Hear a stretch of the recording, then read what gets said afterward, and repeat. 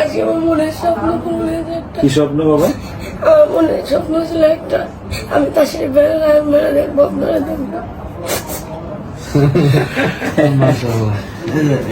আচ্ছা তুমি তুমি নিজের আপন জনরাই ভাবে কান্দে না, সত্যি কথা বলতে না, না, যে কান্না, এটা আসলে আমি আজকে খুব অভিভূত হয়েছি। ওর কাছে একটু আসসালামু আলাইকুম রাহমাতুল্লাহি ওয়া বারাকাতুহু।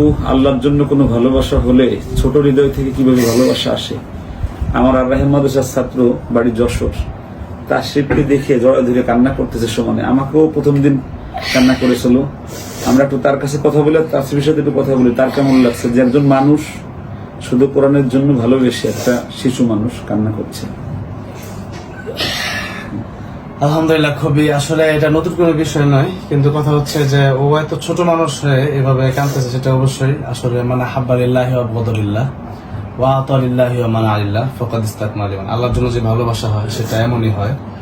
আল্লাহ রাব্বুল আলামিন যদি তাকে অনেক বড় হাফেজ আলমের দায় হিসেবে কবুল করেন। আসলে খুবই ভালো লাগলো আজকে এখানে আরএম মাদ্রাসায় এসে। তার চেহারাটা কালো, কিন্তু তার চেহারাটা দেখে আমার খুব মায়া হচ্ছে, খুব ভালো লাগছে। সে তার এইভাবে আসলে নিজের আপন জনরাই ভাবে কান্দে না, সত্যি কথা বলতে যে কান্না, এটা আসলে আমি আজকে খুব অভিভূত হয়েছি। ওর কাছে একটু জিজ্ঞেস করি, বাবা তুমি কান্না করছো কেন?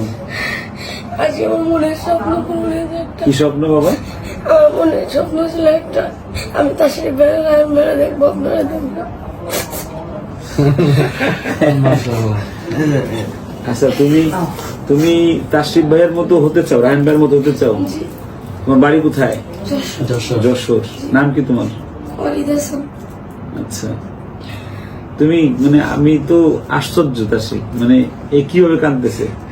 আপনার ছেলে সে, আপনার ছেলেটা একজন হাফেজ আলেমকে দেখে কান্না করছে, আপনিও তো কান্না করছেন দেখতেছি, কেন? আসলে আমার বড় স্বপ্ন আছে যে তাশরিফ রায়হান দিদিদের উচ্চ মাকামে আল্লাহ পৌঁছে দিয়ে আমার সন্তানকে যেন উচ্চ মাকামে আল্লাহ পৌঁছে। আল্লাহুম্মা আমিন।